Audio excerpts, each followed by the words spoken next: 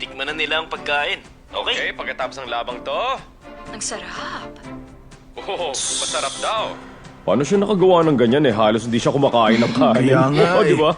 Pero tingnan mo, si Nabong Sun mukhang sanay na sanay din eh. Aba, parang hindi yan ang first time mo sa TV ah. Ano pinagsasasabi nyo? Wala naman siyang ginawa kundi kumain dyan eh. Ay, Makakahiya lang. Parang gutom na gutom siya oh. Mas okay nang makita siyang ganyan kaysa mukha siyang kinakabahan. Ewan ko, mas maganda mukha natural. Tingnan mo siya oh, walang tigil sa kakakain. Hoy Jun, ano ba ginagawa mo? Malapit na matapos ang show. Ay, ang saya kayang panoorin. Tinabi ko yung gloves na bigyan ng sponsor. Tingin ko, mamahalin yan kasi saktong-sakto ang fit. Matagal natin magagamit yun. Pwede kong sabihin nyo sa amin kung anong comment nyo. Teka, nasan pala si Chef Kong?